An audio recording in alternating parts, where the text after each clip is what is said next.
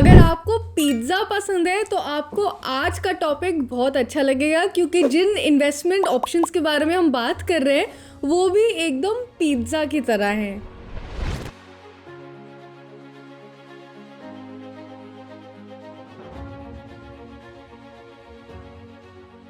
पर इन टॉपिक्स को समझने से पहले एक चीज़ जल्दी से समझ लेते हैं।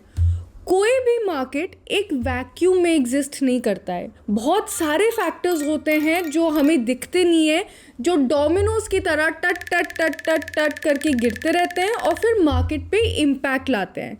तो अभी के लिए हमें एक चीज़ समझनी है कि सरकार ने एक प्लान लॉन्च किया था कॉल्ड विकसित भारत। विकसित भारत का ये प्लान है कि 2047 तक इंडिया एक 30 to 40 ट्रिलियन इकोनॉमी बन जाए। ये काफ़ी बड़ा गोल है और इसमें रियल एस्टेट का बहुत बड़ा हाथ होने वाला है। अभी जो हमारी जीडीपी है उसका 7 to 8% है जो रियल एस्टेट से बनता है, लेकिन सरकार चाहती है कि 2047 तक ये नंबर 15 to 20 वाले जोन में आ जाए। तो इसका क्या मतलब है कि अभी हम एक ऐसे पॉइंट पे हैं जहां रियल एस्टेट एक आम इन्वेस्टर के पोर्टफोलियो में बहुत इम्पॉर्टेंट बन सकता है। देखो, ऑलरेडी इम्पॉर्टेंट है, मैं कह रही हूँ कि और इम्पॉर्टेंट बन सकता है क्योंकि इसकी वैल्यू और राइज होने वाली है। तो इसी पॉइंट ऑफ व्यू से जल्दी से ये 3 इन्वेस्टमेंट ट्रेंड्स को समझते हैं जो 2026 के इन्वेस्टर्स बहुत यूज़ कर रहे हैं। सबसे पहले है रीट्स। अभी हमने पिज्ज़ा की बात करी थी, तो समझते हैं कि पिज्ज़ा और रीट्स और जो बाकी के इन्वेस्टमेंट ऑप्शंस है ये सब कैसे रिलेटेड है। मान लो आपकी पॉकेट मनी ख़त्म हो गई है, लेकिन आपको पिज्ज़ा खाने का बहुत मन कर रहा है। आप और आपके फ्रेंड दोनों 50-50% दे देते हो पैसे पिज्ज़ा के।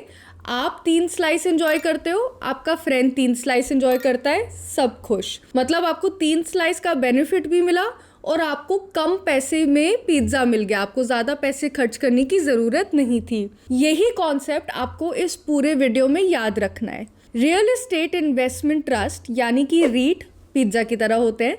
बेसिकली जहाँ एक म्यूचुअल फंड स्टॉक्स वगैरह में इन्वेस्ट करता है, रीट प्रॉपर्टी में इन्वेस्ट करती है। तो मान लो आपके जो बड़े कमर्शियल बिल्डिंग्स होते हैं, ऑफिस बिल्डिंग्स, मॉल्स और आजकल के जो डेटा सेंटर्स हैं, ये सब रीट्स के अंदर आ सकते हैं। रीट्स वैसे तो काफ़ी टाइम से इंडियन मार्केट का हिस्सा हैं, लेकिन 2026 में ये इतने स्पेशल क्यों माने जा रहे हैं? क्योंकि सेबी ने एक नया रूल निकाला है कि इनको इक्विटी रिलेटेड इन्वेस्टमेंट्स की तरह ट्रीट किया जाएगा। अब इसका ये मतलब होता है कि पहले जब कोई म्यूचुअल फंड इन्वेस्ट करता था तो रीट्स में उसका बहुत छोटा हिस्सा पैसा जाता था, अगर जाता था।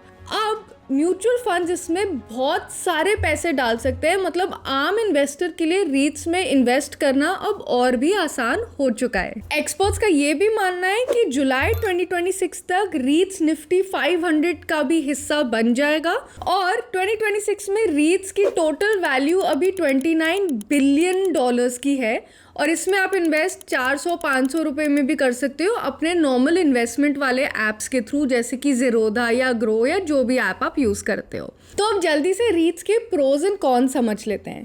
पहला है सेफ्टी। ये ग्रेड ए प्रॉपर्टीज़ होते हैं जहाँ पे बड़े कंपनीज जैसे गूगल, जेपी मॉर्गन इसमें इन्वेस्ट करते हैं in the form of rental properties. Second है कि लिक्विडिटी बहुत आसान है। जब आप एक फ्लैट बेचते हो तो आपको महीने या शायद कुछ साल रुकना पड़ता है कि कोई बायर आए, आपकी रेट पे ही आपको पैसे दे और फिर आप आगे बढ़ते हो। लेकिन रीट स्टॉक्स की तरह आप जल्दी जल्दी बेच सकते हो और जल्दी से खरीद भी सकते हो। साथ में पैसिव इनकम, ये लॉ है कि 90% कैश फ्लो रीट्स का इन्वेस्टर्स के पास जाना चाहिए। तो पैसिव इनकम के लिए ये एक काफ़ी अच्छा ऑप्शन होता है। अब इसके कौन समझ लेते हैं। पहला है कि जब इंटरेस्ट रेट्स मार्केट में इंक्रीज होते हैं तो रीट्स की वैल्यू नीचे गिर जाती है।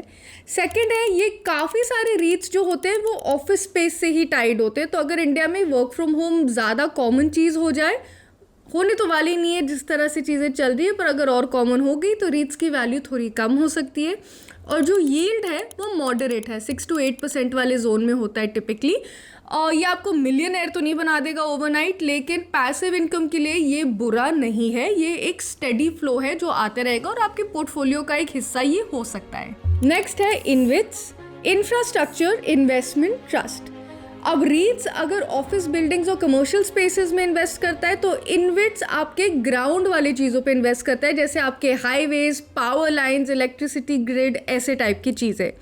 तो अगर आपको उधर से पैसे कमाने हैं तो इनविट्स एक अच्छा ऑप्शन हो सकता है। 2026 में नेशनल मोनेटाइजेशन पाइपलाइन एकदम फुल स्विंग में चल रही है और इस चक्कर में NHAI ने 28,000 करोड़ से ऊपर पैसे रेज किए हैं इन्हीं चीज़ों के थ्रू। ऊपर से इनविट्स के टोटल एसेट्स अंडर मैनेजमेंट अभी प्रोजेक्टेड है 7.25 से लेके 7.50 lakh crore by the end of financial year 2026। अब इसके प्रोज एंड कॉन्स जान लेते हैं। पहला है हायर रील्स। रीट से अगर आप कंपेयर करोगे तो ये आपको ज़्यादा रिटर्न देता है 9 से 12% वाले जोन में। सेकंड है, ये इन्फ्लेशन के लिए काफ़ी अच्छा हैज है, क्योंकि जब इन्फ्लेशन बढ़ती है तो टोल्स और हाईवेज और इलेक्ट्रिसिटी की भी प्राइस बढ़ जाती है, तो फिर आपको भी अच्छा दाम मिल जाता है।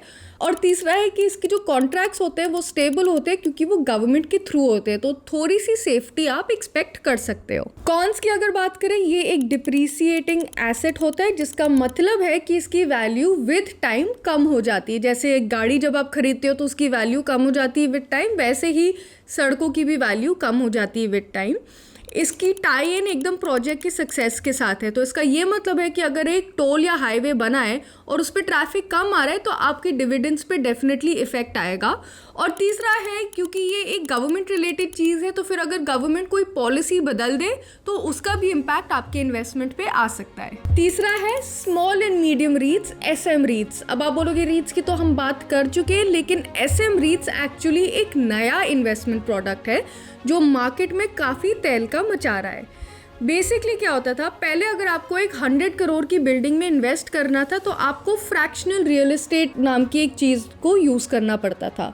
ये ग्रे एरिया में ऑपरेट करते थे, मतलब कि रेगुलेशंस जो इसके अराउंड थे वो काफ़ी कच्चे थे, तो इन्वेस्टर्स को प्रोटेक्शन कम मिलती थी। सेबी ने ये चेंज कर दिया, उन्होंने बनाया SM रीट्स, ताकि ऐसी ही चीज़ों में लोग इन्वेस्ट कर पाए और उनको साथ में प्रोटेक्शन भी मिले। SM रीट्स जो होते हैं वो 50 से लेके 500 करोड़ प्रॉपर्टीज़ में डील करते हैं। कुछ रूल्स हैं इसके। पहला है कि मिनिमम टिकट प्राइस इसका 10 लाख का है, तो ये सब के लिए इन्वेस्ट करना आसान नहीं है इसमें, लेकिन जिनको एक हाई वैल्यू इन्वेस्टमेंट चाहिए, 10 लाख का लमसम का इन्वेस्टमेंट करना है, तो SM रीट्स एक अच्छे ऑप्शन हो सकते हैं। सेकंड है कि सेफ्टी सबसे ज़्यादा इंपॉर्टेंट चीज़ है, तो ये जो SM रीट जिस चीज़ को मैनेज कर रहा है, जिन प्रॉपर्टीज़ को मैनेज कर रहा है, उनमें से 95% कंप्लीटेड और रेंट जनरेटेड प्रॉपर्टीज़ होने चाहिए। अंडर कंस्ट्रक्शन वाले प्रॉपर्टीज़ इसमें अलाउड नहीं है, तो वो वाला जो डर होता है कि ओहो कहीं बिल्डर के पैसे ना ख़त्म हो जाए या सरकार कंस्ट्रक्शन रोक ले, ये वाला डर आप एकदम हटा सकते हो। तीसरा है, इसकी ट्रांसपेरेंसी बहुत हाई होती है, क्योंकि ये वाले रीट्स BSE पे लिस्टेड होते हैं। वहाँ जाके आप इनके बारे में सारा इन्फॉर्मेशन पढ़ सकते हो, अच्छे से रिसर्च कर सकते हो और फिर अपने हिसाब से इन्वेस्टमेंट कर सकते हो। तो जल्दी से इसके प्रोज एंड कॉन समझ लेते हैं। पहला है कि जब आप रीट्स में इन्वेस्ट करते हो तो किस टाइप के बिल्डिंग्स होंगे उस रीट्स में, उसमें आपका कोई कंट्रोल नहीं है, लेकिन SM रीट्स में आपके पास वो कंट्रोल है। फॉर एग्जाम्पल, अगर आप चाहते हो कि आप सिर्फ डेटा सेंटर्स में इन्वेस्ट करो तो ऐसा SM रीट आपको मिल सकता है और फिर आप सिर्फ उसी में अपने पैसे डालोगे।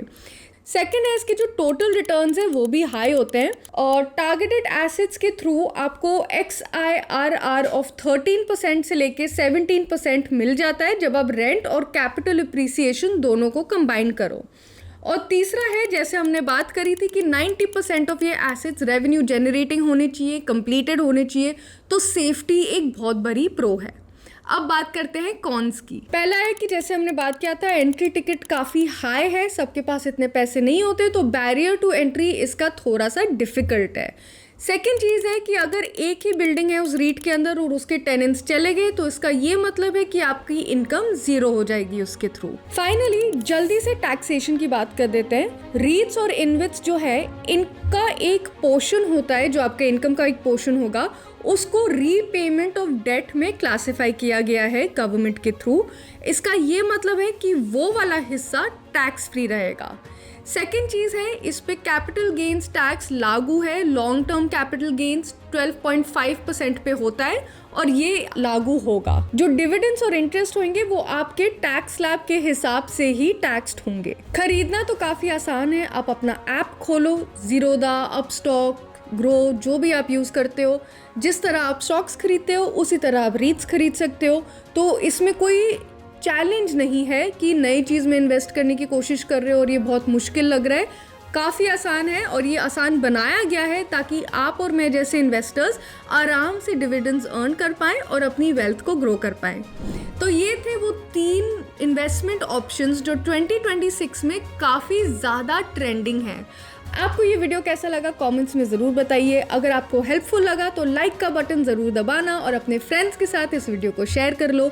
paisasiko.in हमारा वेबसाइट है, वहाँ पे हमारे पास बहुत सारे ऐसे ही इन्फॉर्मेटिव आर्टिकल्स हैं इन्वेस्टमेंट्स के बारे में, रियल एस्टेट के बारे में, टैक्सेस के बारे में। तो ज़रूर जाके उन्हें पढ़ो, अपनी नॉलेज को बढ़ाओ और साथ साथ अपने वेल्थ को भी बढ़ाओ। चैनल को सब्सक्राइब करना मत भूलना। मिलते हैं आपसे अगले वीडियो में।